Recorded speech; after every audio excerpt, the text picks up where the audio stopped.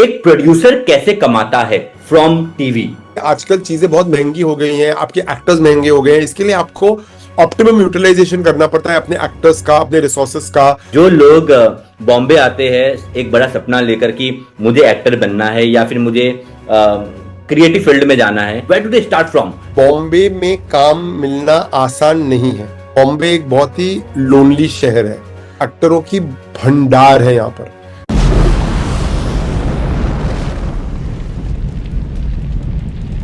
आपने कभी भी अपने लाइफ के ऊपर जो आपने जहां शुरुआत किया था उस पर आपने बहुत कम जिक्र किया है, जैसे कि आप स्कूल में कैसे थे, उसके बाद कॉलेज में how you enter the industry, उसके ऊपर थोड़ा जिक्र कर लेते हैं। वेल मेरा इस इंडस्ट्री में बेसिकली कोई कनेक्शन नहीं है। आई एम क्या बोलते हैं ना, देयर इज नो कोई रिलेटिव या कोई कोई भी नहीं था इस इंडस्ट्री में। मेरी स्कूलिंग पहले तो मैं बड़ौदा में था, क्योंकि मेरा जन्म बड़ौदा का है जो गुजरात में है। तो मैं बड़ौदा में पैदा हुआ था, वहां पर एक स्कूल है बड़ौदा हाई स्कूल। मैं वहां पर थर्ड स्टैंडर्ड तक वहां पर था। फिर फोर्थ स्टैंडर्ड से मैं बॉम्बे आया और मैं फिर सेंट एंड्रूज बैंड्रा में था। स्कूल में ना मुझे प्लेज, ड्रामेटिक्स, डिबेट्स का बहुत शौक था। एलिक्यूशन मतलब स्टेज पे जाना, एक्टिंग करना। डिबेट्स में मैं बहुत ही ज्यादा, मतलब मैं अपने स्कूल में बहुत फेमस था डिबेट्स के लिए एंड एलिक्यूशन कॉम्पिटिशन्स, तो ये सब करता था। हालांकि पढ़ाई भी बहुत करता था, I was always a good student, लेकिन इन सब चीजों में बहुत इंटरेस्ट था। तो वहां से बेसिकली प्लेज व्लेज किया, मैं वहां पर अपने प्लेज भी डायरेक्ट करता था। और मेरे स्कूल में ना जब भी कोई एक फ्री पीरियड होता था तो सब मुझे बुलाते थे स्टोरीज कहने के लिए। तो मैं हिंदी फिल्में बहुत देखता था, तो मैं फिल्म की स्टोरीज आके अपनी क्लास को सुनाता था। अगर कोई टीचर एब्सेंट हो या फ्री फ्री पीरियड हो या कुछ भी हो, तो मैं आके स्टोरी सुनाता था। तो मुझे लगता है बचपन से स्टोरी टेलिंग की मेरी बहुत आदत है, और मैं बहुत, मतलब उस वक्त भी मैं बहुत इंटरेस्ट से स्टोरी सुनाता था। मुझे आई लव टेलिंग स्टोरीज। फिर उसके बाद मैं कॉलेज गया, मैं सिडनम कॉलेज में था जो चर्च गेट बॉम्बे में है। और सिडनम कॉलेज में एक्स्ट्रा करिकुलर एक्टिविटीज को बहुत प्रोत्साहन दिया जाता है। तो वहां पर मैं पब्लिक स्पीकिंग और डिबेटिंग क्लब में था, मैं मैगजीन में काम करता था, मैं स्टूडेंट इलेक्शंस के लिए खड़ा रहा था, मैं प्लेस करता था। तो बेसिकली स्टार्टिंग से प्लेस और स्टेज पे रहना has been something that is very interesting, has always been something that has fascinated me, और मुझे हमेशा ये करना पसंद था। फिर 15 साल की उम्र में मैंने बिजनेस शुरू किया, क्योंकि घर के जिस तरह से हालात थे, मुझे मेरा काम करना बहुत इम्पेरेटिव हो गया था। मतलब मुझे काम करना था। तो मैंने एक गारमेंट एक्सपोर्ट बिजनेस शुरू किया जो मैंने 15 साल की उम्र में शुरू किया, और टचवुड वो बहुत अच्छा चला। और मतलब जब SY BCom चल रहा था, मैं ऑलरेडी बिजनेस कर रहा था, और ये काम मैंने कुछ 10 साल के लिए किया, 10-11 साल के लिए किया। और फिर मैं बहुत बोर हो गया, क्योंकि मैंने रियलाइज किया कि बिजनेस में मेरे को इंटरेस्ट नहीं है। मतलब पैसा कमान, मतलब पैसे कमाने में तो इंटरेस्ट है, लेकिन के अकाउंटिंग करनी और बिजनेस टैक्टिक्स, ये मुझे बिल्कुल इंटरेस्ट नहीं था। तो 10 साल के बाद हम लोग ने बिजनेस बंद कर दिया। मेरी मॉम मेरे साथ पार्टनर थी, और मॉम ने बोला अब तुम और क्या करोगे। I mean I was 25-26 years old, और मैंने सोचा कि नहीं, मुझे अभी जो मेरा रियल पैशन है, एक्टिंग, यू नो प्लेज, मतलब मीडिया, मुझे वो एक्सप्लोर करना है। तो मैंने अपना थिएटर कंपनी शुरू किया, मैंने प्लेस प्रोड्यूस और डायरेक्ट किए। मतलब मेरे मेरे साथ एक्टर्स लाइक समीर सोनी, उस वक्त नफीसा जोसेफ थी जो अभी sadly not there with us, Maria Goretti जो वीजे थी, श्रुति सेठ जो टीवी एक्ट्रेस थी। मतलब हम लोग साथ में प्लेस करते थे। तनाज ईरानी, अभी नाउ शी, या तनाज लाल नाउ। तो तनाज थी, तो we used to do plays together and all. और वहां से करते करते मेरे एक फ्रेंड है अली, जिसने मेरे को बोला कि आप बालाजी में जाके किसी से मिलो। और सॉरी, मैं फिर बालाजी में आया, और वहां से मेरी एकता से मुलाकात हुई। तो उसने मुझे एक शो ऑफर किया जिसका नाम था कयामत। मुझे लगा था कि एकता तो मुझे एक्टर बनाएगी, क्योंकि मुझे एक्टर बनना था। ऐसे मुझे मुझे एक्टिंग करनी है, ये क्रिएटिव रिएटिव का कोई मुझे पता भी नहीं था क्या होता है, क्रिएटिव हेडिंग एंड ऑल। लेकिन एकता ने बोला कि मैंने तुम्हारे प्लेस देखे हैं, तुम अच्छे डायरेक्टर हो, तुम क्रिएटिव हेड बनो मेरे। और मैं ऑनेस्टली नहीं जानता था कि क्रिएटिव हेडिंग क्या होता है, लेकिन मैंने हाँ बोल दिया था। मैंने ये सोचा था कि मैं एकता के सामने रहूंगा, वो कहीं ना कहीं तो मुझे एक्टिंग का रोल दे देगी। और वही हुआ, मैंने क्रिएटिव हेडिंग करी, और उसने मेरे को फिर 3-4 सीरियल्स में भी मेरे को रोल दिया। पर क्रिएटिव हेडिंग करते करते मुझे ये लाइन बहुत अच्छी लगी, मुझे मुझे मुझे समझ में आया कि क्रिएटिव हेडिंग क्या होता है। स्टोरीज कहना एक बात होती है, स्टोरीज बनाना दूसरी बात होती है, तो वहां से इंटरेस्ट हुआ और बस वहीं से फिर मैंने चैनल हेडिंग करी, फिर मैं अभी प्रोड्यूसर बन गया हूँ, अभी भी एक्टिंग करता हूँ, स्टेज प्लेस करता हूँ। तो मतलब जितना शॉर्ट में मैं बोल सका मैंने कहा आपको, तो ये थी मेरी जर्नी। सो आपको कैमरा के पीछे रहना पसंद है कि आगे रहना पसंद है? ऑनेस्टली आगे लेकिन आगे शौकिया और पीछे पैसों के लिए। पैसों की। करेक्ट करेक्ट, क्योंकि we have seen you in blood money, murder two में। So it's you have done some of the incredible work. So thank you. लोगों ने बहुत पसंद किया आपको। So we all wanted actually, जो लोग देख रहे हैं सब लोग चाहते हैं कि आप एक बार कैमरा के आगे रह के लोगों को एंटरटेन ज्यादा करो। सर कैमरा के आगे की लाइफ बहुत मुश्किल है, और मैं ना इतनी मुश्किलों से नहीं, मतलब ऑडिशन करो, मतलब मैं I really appreciate all the actors जो इतनी मेहनत करते हैं, मतलब मुझसे ना इतनी ज्यादा मेहनत नहीं हो सकेगी। यहाँ पर if there is any actor who is any producer who wants to cast me and all, I would love to, मतलब मैं ऑडिशंस पे जाता हूँ, लेकिन ऐसे ऑडिशंस में जो मुझे बुलाया गया है कि चलो आप आके ऑडिशन दे दो एंड ऑल दैट, मैं लाइनों में नहीं खड़ा रह सकता हूँ, मैं फोटो सेशंस नहीं करा सकता, वो सब नहीं होता। अभी जो लोग जानते हैं कि मैं एक्ट करता हूँ, जिन्होंने मेरा काम देखा है, उनको मुझे बुलाना है तो मैं बहुत ही हंसी खुशी चला जाता हूँ ऑडिशन के लिए। वो मिले ना मिले एज अ सेकेंडरी पॉइंट, लेकिन मैं ऑडिशन पे जाता हूँ अगर कोई बुलाए तो। या संदीप जी, थोड़ा इस पे आते हैं क्योंकि I know you have a better knowledge about it. हम लोग टीवी बहुत पहले से देखते आ रहे हैं, एंड एक वक्त था टीवी में, मैं 90s का, लेट 80s के बारे में बात कर रहा हूँ। टीआरपी जो आती थी वो 85 आती थी टीआरपी। और आजकल जो है वो टीआरपी 1 2 3 में अटक गई है। कहीं ना कहीं आपको लगता है कि ये डिजिटल प्लेटफॉर्म, ओटीटी प्लेटफॉर्म के आने के बाद थोड़ा सा इम्पैक्ट हुआ है? मुझे लगता है TV on the whole is in very bad shape. मुझे लगता है कि डिजिटल विजिटल तो खैर है, डिजिटल है, मूवीज है, रीजनल सिनेमा है, बहुत कुछ है, लेकिन प्रॉब्लम क्या है, हिंदी टीवी का प्रॉब्लम यह है कि वो आगे बढ़ना ही नहीं चाहता। टेलीविजन का प्रॉब्लम यह है कि वो एक तरह की स्टोरी कहता है, वो एक ही दायरे में रहता है और वो उस दायरे को पार ही नहीं करना चाहता।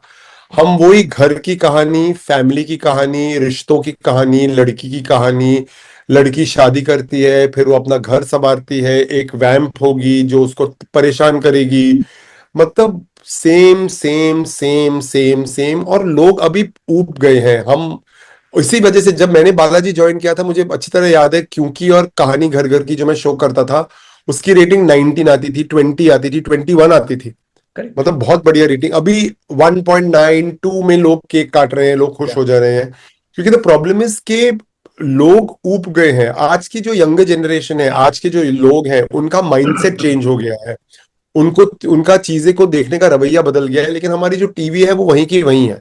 हम आज भी एक लड़की सैक्रिफाइसिंग होगी, एक लड़की अपने परिवार के लिए सब कुछ करेगी, मतलब ये सब आजकल कहाँ होता है। नहीं होता। मतलब करो अपने परिवार के लिए, हम सब काम करते हैं, हम सब अपने परिवार को प्यार करते हैं, लेकिन आज वो प्यार करने का अंदाज अलग है, आज बातें अलग हैं, आज जो एक माँ बेटे का रिश्ता है, या जो एक बाप बेटी का रिश्ता है, या जो भाई बहनों का रिश्ता है, वो बिल्कुल अलग है। जो टीवी में दिखाते हैं वैसा कोई भी रिश्ता नहीं है।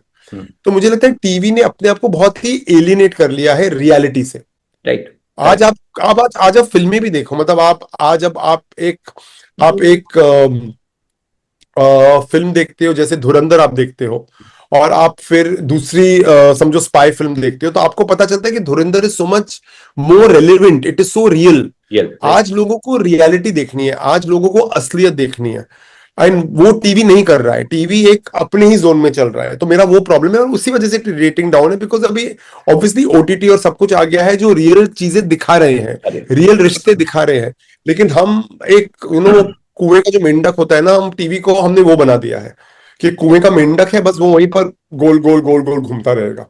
या तो या वो प्रॉब्लम है। अग्री। आप एलजीबीटी क्यू पे एक शो स्टार्ट करना चाह रहे थे टीवी में, एंड आपने हम्म। शायद पिच भी किया हो टीवी वालों को, बट वो लोग अग्री नहीं किया जस्ट बिकॉज की फैमिली अच्छे तरह से नहीं लेंगे, उसको अच्छे तरह से एक्सेप्ट नहीं करेक्ट। करेंगे। तो उस तरह का हाँ। आपको लगता है कि आजकल की ऑडियंस मैच्योर हो चुकी है, जो जेनजी है, जो मिलेनियल्स है, वो एक्सेप्ट करेगी इस टाइप की कंटेंट को? ऑफकोर्स, ऑफकोर्स आप इंस्टाग्राम पे देखो, आप इंस्टाग्राम में देखो जिस तरह के रील्स बन रहे हैं, आज की ऑडियंस सब कुछ एक्सेप्ट करेगी as long as it is said in the correct manner और एक एंटरटेनिंग मैनर में आपने स्टोरी बोली है। हमारा सबसे बड़ा प्रॉब्लम ये है कि हम ऑलरेडी पहले डिसाइड कर लेते हैं, अरे ऑडियंस तो ये नहीं देखेगा, अरे ऑडियंस को ये पसंद नहीं आएगा। हमने ऑलरेडी एक पैरामीटर बना दिया है। अगर ऐसी बात होती तो जैसे एक बहुत पुरानी फिल्म है, मुझे लगता है पुरानी मतलब एक मलयालम फिल्म थी, मुंबई पुलिस। मतलब अगर किसी ने नहीं देखी है वो फिल्म, आपको देखनी चाहिए। अमेजिंग उस पे एलजीबीटी क्यू का टॉपिक दिया था, and there is a very very famous actor called Prithviraj. Film. Raj. He is a very famous actor, उसने हिंदी का भी काम किया है। उन्होंने उस फिल्म में मेन लीड किया था, और वो फिल्म एक सुपरहिट फिल्म थी। और अगर Malayalam cinema, Malayalam audiences can accept a film like Mumbai police, so why not Hindi, why not television? मतलब मुझे वो कंपैरिजन समझ में नहीं आता। हम लोग ने ऑलरेडी डिसाइड कर लिया कि ये नहीं चलेगा, ये चलेगा। हमने अपने आप को इतने सारे दायरों में, इतने सारे बंधनों में बांध लिया है ना, कि हम आगे एक्सप्लोर ही नहीं कर सकते। हम आगे हम में वो क्षमता ही नहीं है एक्सप्लोर करने की, जो मुझे लगता है सबसे बुरी बात है। आज ना जो भी प्रोड्यूसर शो बनाता है, उस सबके मन में ना एक डर होता है, डर ऑफ फेलियर। अगर आप फिल्म बनाओ, आप सीरियल बनाओ, आप कुछ भी करो, और मुझे लगता है कि जहां पर डर आता है ना, वहां पर क्रिएटिविटी खत्म हो जाती है। क्रिएटिविटी में डर की कोई जगह नहीं है। और मुझे लगता है इसी वजह से बालाजी और एकता आज तक हिट शोज बनाते हैं, क्योंकि एकता अपने दिल से शो बनाती है, और वो कहानी कहने की वो कहती है जो उससे कहनी है। वो अपने आप को दायरों में नहीं बांधती है। पर ये चैनल लोग समझते नहीं है, उन्होंने हर शो को इतने दायरों में बांध दिया है ना, तो यही प्रॉब्लम है। और मुझे लगता है India LGBT Q, second marriages, extra marital affairs सबके लिए रेडी है, क्योंकि ये मोस्टली हर घर में हो रहा है। और अगर हम ये फैक्ट को एक्सेप्ट नहीं करना चाहते, तो हम एक बहुत ही दकियानूसी और एक बहुत ही फेक वर्ल्ड में रह रहे हैं। हमको उस वर्ल्ड से बाहर निकलना पड़ेगा टू सी के आपकी दुनिया में आगे क्या हो रहा है। आपको आज लगता है ये आप एजुकेशन सिस्टम चेंज हुआ है। हमारे जमाने में एसएससी होता था, एचएससी होता था, ग्रेजुएशन होता। आज एजुकेशन चेंज हो गया। आज जब मैं मेरे फ्रेंड्स के बच्चे जो स्कूल में जाते हैं, मुझे एजुकेशन सिस्टम समझ में नहीं आता है। आज आईबी है, आज ये है, आज कितने ऑप्शंस खुल गए हैं एजुकेशन के। तो जब एजुकेशन भी चेंज हो सकता है, तो हमारी स्टोरी टेलिंग क्यों नहीं चेंज हो सकती है? Correct, correct, correct. पर तो हमें करना नहीं है, शायद क्योंकि आता नहीं है हमें, तो हमको डर लगता है, तो इसके लिए हम नहीं करते हैं। आपको लगता है कि कुछ चेंजेस आएगा इन फ्यूचर इन सब चीजों को लेकर? आना आना चाहिए। See, change is the only thing that is constant. Change आना चाहिए, चेंज आएगा। सिर्फ किसी चैनल में या चैनल के किसी टॉप पोजीशन के इंसान को इतनी हिम्मत होनी चाहिए जो बोले कि ठीक है, लेट्स ट्राई। पर आपको ट्राई नहीं करना है, मतलब सब लोग फेलियर से इतना डरे हुए हैं, किसी को ट्राई नहीं करना है, तो तब तक अभी यही रेटिंग 2 की 1.9 होगी, 1.8 होगी, 1.6 होगी, और हम तालियां बजाते रहेंगे, अरे हमारा शो नंबर वन, हमारा शो नंबर वन। लेकिन उसमें क्रिएटिविटी की बैंड बज रही है। Correct, correct, correct. Sandeep ji, आपने काफी शोज भी प्रोड्यूस किए हैं, एंड मैं आपसे जानना चाहूंगा थोड़ा सा डिटेल में, क्योंकि आम जनता जो है वो लोग I think they will be more interested knowing this. जैसे कि मैं एग्जांपल लेता हूँ आपके एक शो का, कहाँ हम कहाँ तुम, एक शो था आपका जिसना जो आपने प्रोड्यूस किया था। So people wanted to understand the business point of view, क्योंकि आज एक मूवी रिलीज होती है, मूवी हमें समझ में आ जाती है बॉक्स ऑफिस कलेक्शन देखे कि हिट हुई है, सुपर हिट हुई है, फ्लॉप हुई है। बट एक प्रोड्यूसर कैसे कमाता है फ्रॉम टीवी, क्या प्रोसेस रहता है? सर देखिए, जैसे हर फिल्म का एक बजट होता है, और जब आप वो बजट को कवर करके उसके ऊपर जो होता है वो आपका प्रॉफिट होता है, वो सेम चीज टीवी में भी होती है। टीवी में यही होता है कि आपका हर एपिसोड का बजट होता है। फिल्म का एक फुल बजट होता है कि मतलब आपने ये फिल्म 20 करोड़ में खत्म करी फॉर एग्जाम्पल, और अगर आपने राइट्स वाइट्स बेच बाच कर सब कुछ करके आपने 20 करोड़ कमा लिए, तो उसके बाद जो आपको मिलता है वो प्रॉफिट होता है। एग्जैक्टली वही सीरियल में होता है, लेकिन सीरियल में पर एपिसोड का बजट होता है। समझो आपका एपिसोड का बजट 5 लाख है। अभी आप, क्योंकि यहां पर कोई राइट्स वाइट्स नहीं है, आप एक एपिसोड प्रोड्यूस करते हो, चैनल को देते हो, चैनल आपको 5 लाख रुपए देता है पर एपिसोड का, या जो भी फिगर हो। तो अभी वो प्रोड्यूसर के ऊपर है कि वो किस तरह से अपनी कॉस्टिंग कम करता है। कि समझो अगर बजट 5 लाख का है, मैंने ये शो समझो 3 लाख में बना दिया, लेकिन लुक फील वील सब 5 लाख की है तो वो उनका 2 लाख का प्रॉफिट होता है। लेकिन ऑब्वियसली इतना आसान नहीं है, but the point being is that's why आपकी डेली सोप में जो लॉन्ग रन होता है, उसमें आपको कॉस्टिंग कवर करनी पड़ती है।